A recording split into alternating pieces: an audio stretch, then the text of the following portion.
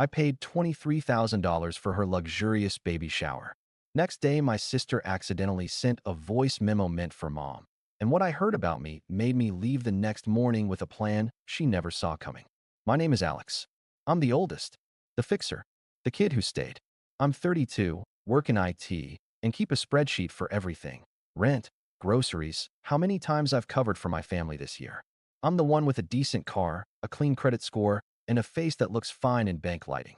My sister, Ruby, is 26, Instagram polished, and pregnant with the first grandbaby. Mom calls her our little star.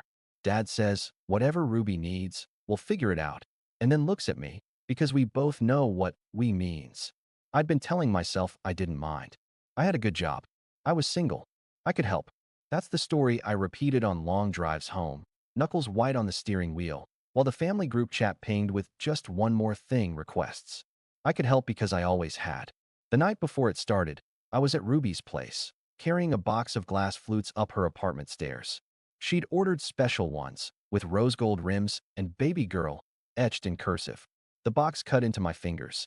The door was propped open with a pink balloon weight.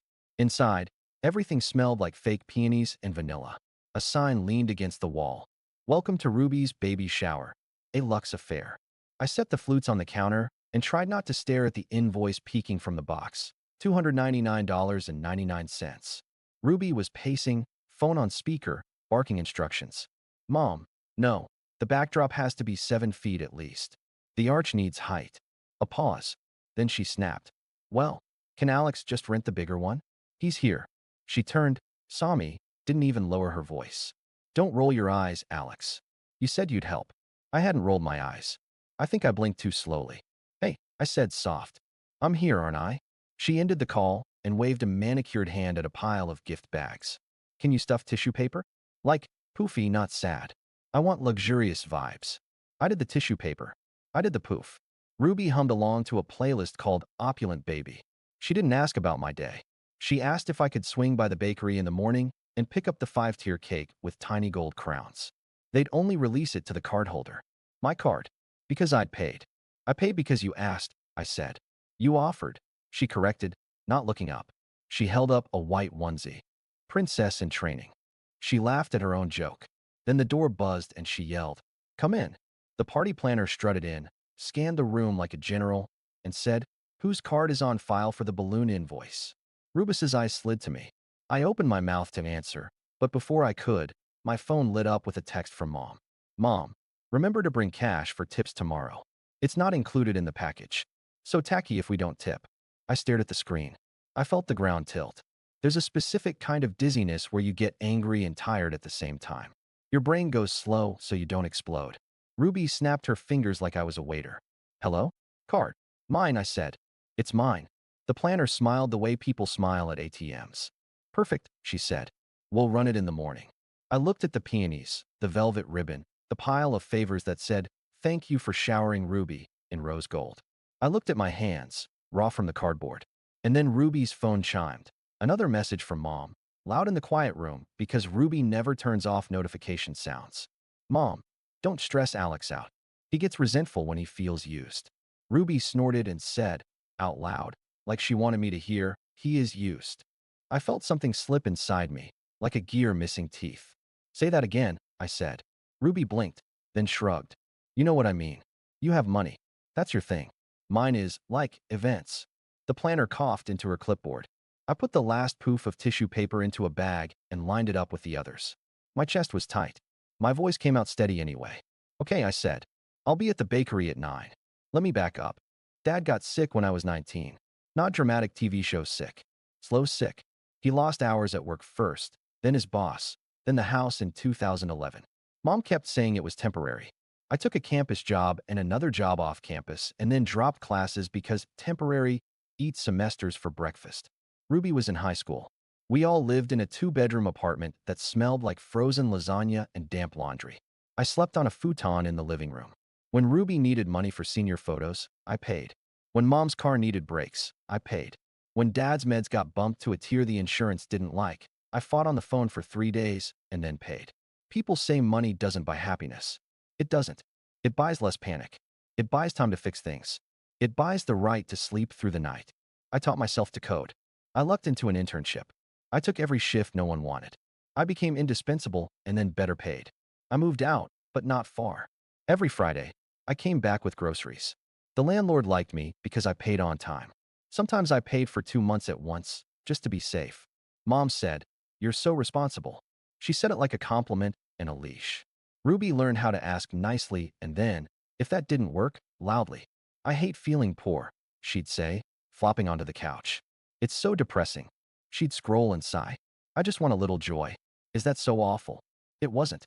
I scraped joy from cheap pizza and night runs through the park. Ruby scraped it from acrylic nails and flash sales. We were both trying to outrun the same fear. Hers wore glitter. Mine wore spreadsheets. After Dad passed, the calls started coming as emergencies.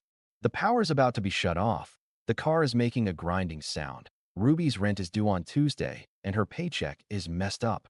If I hesitated, I got the full chorus. "Mom, you know your father would help if he could." "Aunt Lisa, family is everything." "Ruby, I'll pay you back, I swear." I started naming my transfers like a joke to myself. Operation Keep the Lights On. Mission Tires That Don't Explode. Ruby's Rent Rescue, the trilogy. I kept count. I told myself I wasn't keeping count. The little tally lived in my phone notes, next to lists like vitamins to buy and questions for my dentist. It sat there growing like a plant, small leaves of numbers curling toward the light. When Ruby announced the pregnancy, Mom cried, Aunt Lisa screamed, and I said congratulations, and stood there hugging them while my brain did quiet math. Ruby said the dad was complicated. He lived in another city. "We're figuring it out," she said.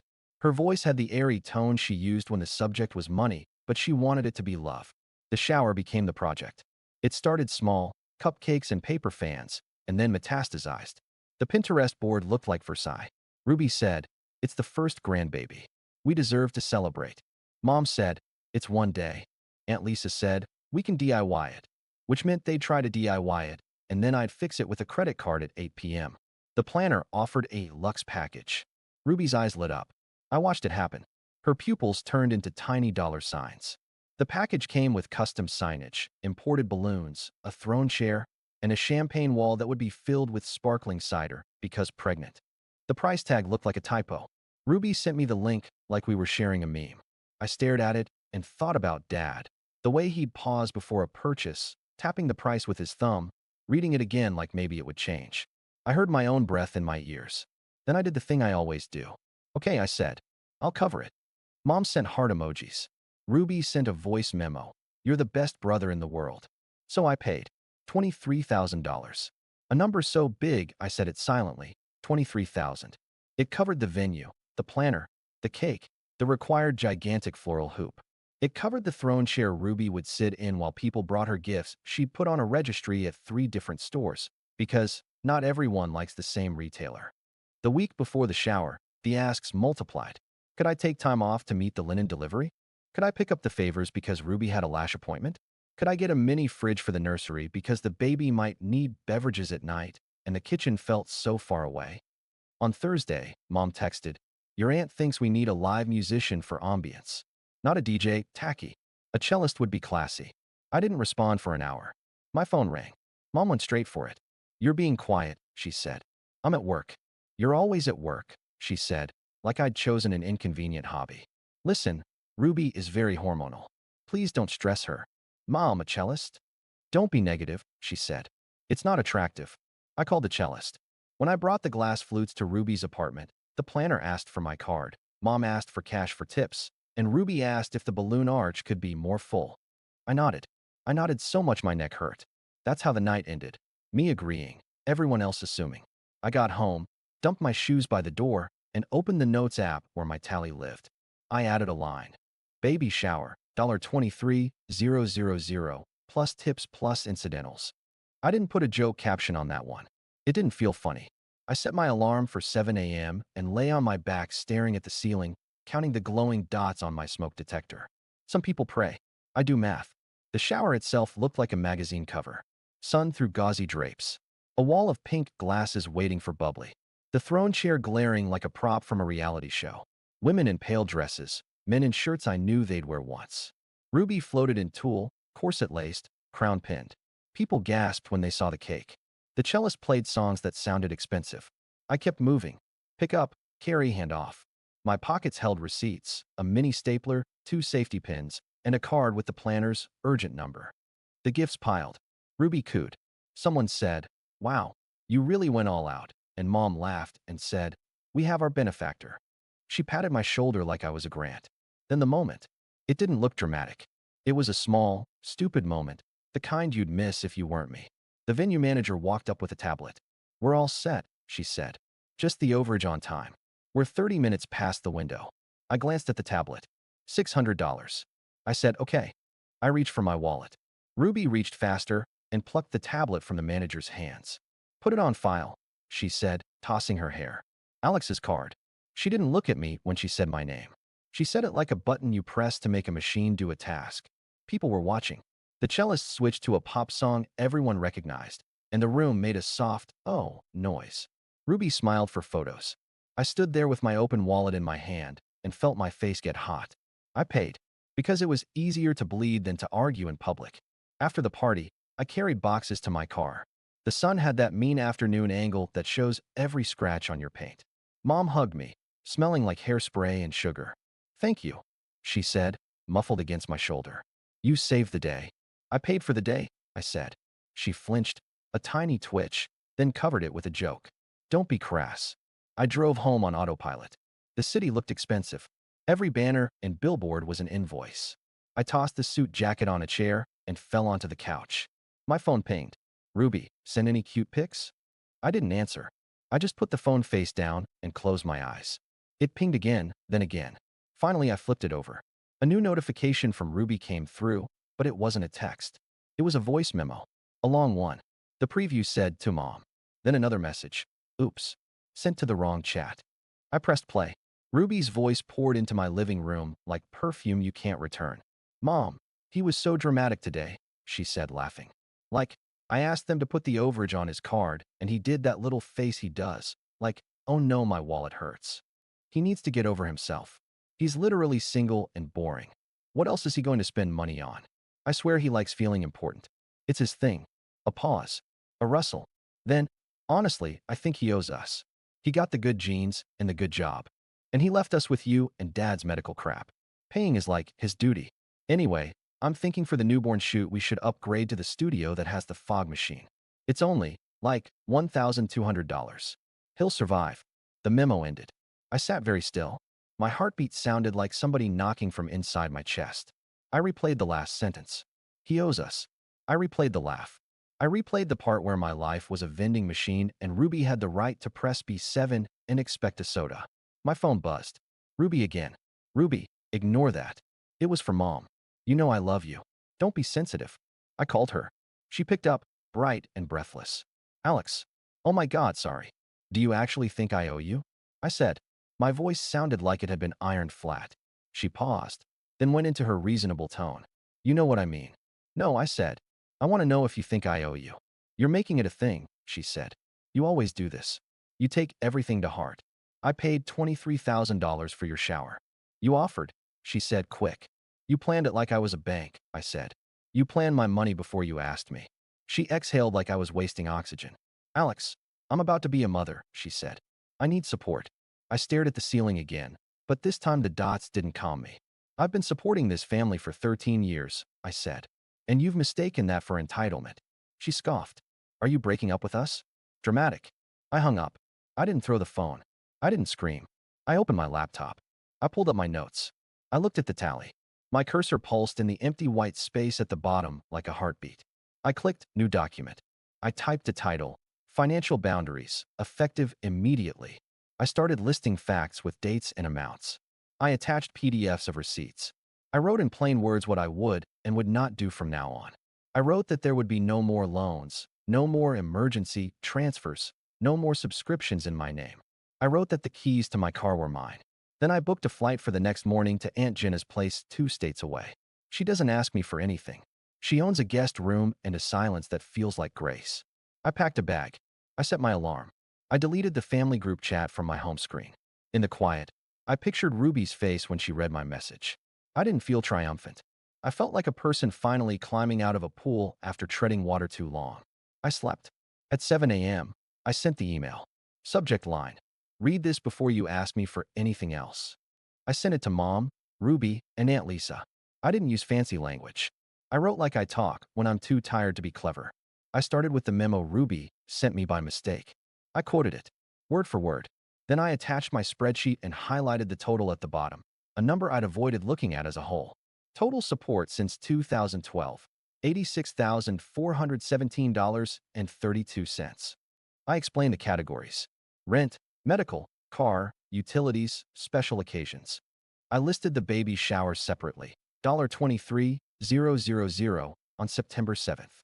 I added receipts, not to shame anyone, but because facts don't argue. Facts don't gaslight. Then I wrote the new rules. I will not be giving or lending money to anyone in the family for the foreseeable future. I will not co-sign anything. I will not put subscriptions, utilities, or services in my name for anyone else. Emergencies are no longer my responsibility. If you speak about me as a wallet or an obligation, I will block you. I ended with a line I thought about for a long time. I help because I love you. You treated it like a bill I forgot to pay. I'm done. I hit send. Then I grabbed my bag and headed to the airport. Mom called before I got to security. I let it ring, then picked up. Alex, she said, breathless like she'd run across the living room. We should talk about your email. It was harsh. Which part was harsh? I asked. The part where Ruby said I owe you, or the part where I said I won't pay anymore? She ignored that. You know how Ruby gets. She was excited. She didn't mean it. She meant it enough to send it. I said. Twice. You can't hold on to things, Mom said. It's not healthy. I laughed, short and ugly. I've been holding all of us. That's what's not healthy. Don't do this, she said. Her voice cracked. What will happen to us? You'll figure it out, I said. Like adults. She went quiet long enough that I thought the call dropped. Then, your father wouldn't want you to abandon family. My father taught me to be a good man, I said. Not a doormat. I hung up before I could say something I couldn't take back. On the plane, I put my phone in airplane mode and watched clouds flatten into a calm white table. I felt something unclench in my jaw. I hadn't realized I'd been clenching it for years. At Aunt Jenna's, the guest room smelled like laundry and lemon. She hugged me, fed me eggs, and didn't ask a single invasive question. When I told her why I came, she nodded like the sky had finally done what the forecast promised. They'll be mad, she said, matter of fact. I know. They were mad when I stopped paying for things, too, she said. Then they got over it. Or they learned how to be creative with less. We sat on the porch and listened to cicadas that sounded like power lines. My phone buzzed with messages I wasn't reading. Ruby, so you're punishing me because I'm having a baby? Ruby, you're literally abandoning your niece before she's born. Think about that. Aunt Lisa, this is not the time to make a point. Mom, call me. We can fix this. I put the phone face down. I let the silence do what words hadn't. On day 2, Aunt Jenna knocked on my door and slid a mug across the floor with her foot. Your mom left a voicemail, she said. I didn't listen. Boundaries. I smiled. I listened. Mom's voice was soft and tired. I'm sorry, she said. I shouldn't have laughed when Aunt Lisa called you a benefactor. I let things snowball. I thought you didn't mind because you never said no. That's on me. Then the turn. But you can't just cut us off like this. Ruby is terrified. She needs you. I deleted it. That afternoon, I got a text from a number I didn't recognize. Unknown. Hey, it's Mark. We met once. Ruby's situation.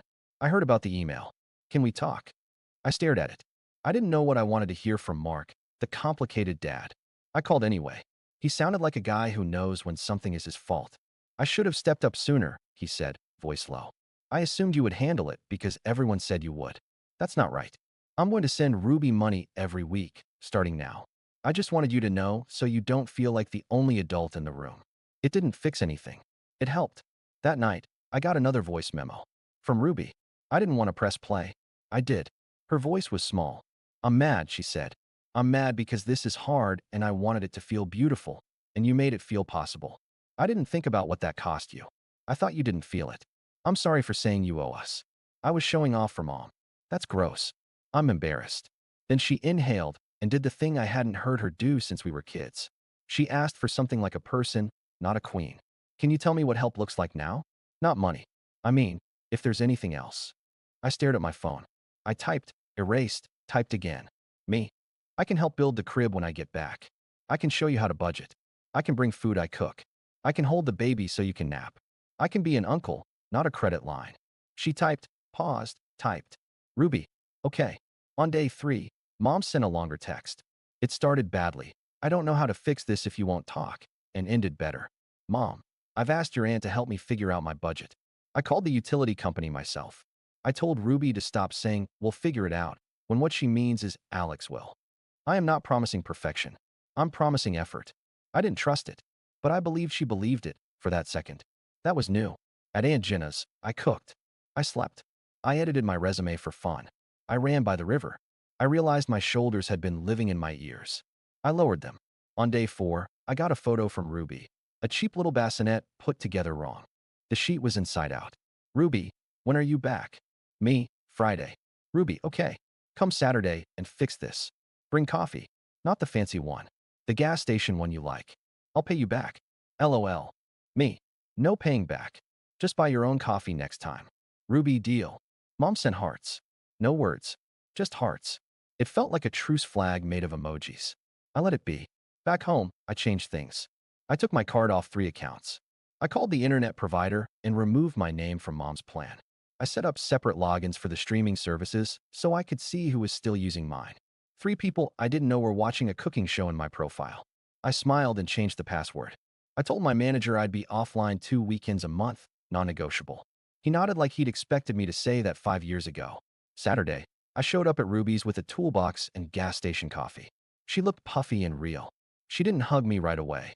She handed me a bag of bulk store diapers. I paid, she said, almost proud. They were on sale. I laughed. Good. We fixed the bassinet. We didn't talk about the shower. We didn't say, oh. We said things like, Lefty Lucy, and does this look level? When I stood to leave, Ruby put her hand on the bassinet and said, I want you in her life. I want that too, I said. As her uncle, not her bank. Ruby chewed her lip, then nodded. Okay. It wasn't a movie ending. There was no swell of music. Just 2 siblings in a messy apartment with an almost finished life in the corner and a list of small, hard things to do.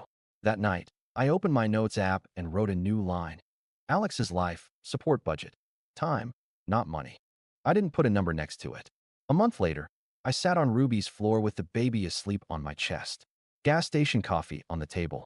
A spreadsheet open on my laptop, but not for them. For me. Savings, vacation, a thing I want that isn't an emergency, an actual want. I wrote the words guitar lessons and didn't delete them. Mom texted a photo of a grocery receipt with a caption, used coupons, $31 saved. She used to send me lists of things I owed. Now she sent me proof of what she could do. Ruby sent a video of the baby sneezing. We both laughed, that dumb breathy laugh you do when a small person does anything. Then she sent a text, newborn shoot at the cheap studio. No fog machine. It was still cute. I leaned back and listened to the little weight snore against my shirt. I thought about the memo. I could still hear it, the high, bright contempt in my sister's voice. I didn't pretend it didn't hurt, but pain wasn't the last word. Here's what I know now. Generosity without boundaries becomes debt someone else thinks you owe. Love without no turns into resentment with a bow on it. Saying, I'm done, wasn't cruelty. It was the only way to make any future kindness real. The next time a bill threatens to go unpaid, it won't be an alert on my phone at midnight. It'll be a conversation with the person whose name is on it. The next time someone says we'll figure it out, I'll ask who we is, and if my name isn't clear, I'll walk away. I'm not the family wallet. I'm a person who helps when I choose to, how I choose to. I paid for a party that sparkled and evaporated in an afternoon. Then I paid attention to the voice that told me the truth. It said, stop. I did. And now I'm here, holding a tiny human who doesn't know what a credit score is, only that my chest is warm and steady. She'll grow up watching people ask for what they need and hearing no without the world ending. She'll learn that love has edges. That's a gift, too. I'm not trying to get even. I'm trying to live. I won't be used. I won't be the button you press when you want something shiny. If you want me, you get me, my time, my hands, my laugh. On purpose, not by default. That's the plan Ruby didn't see coming. It wasn't revenge. It was boundaries. And it worked.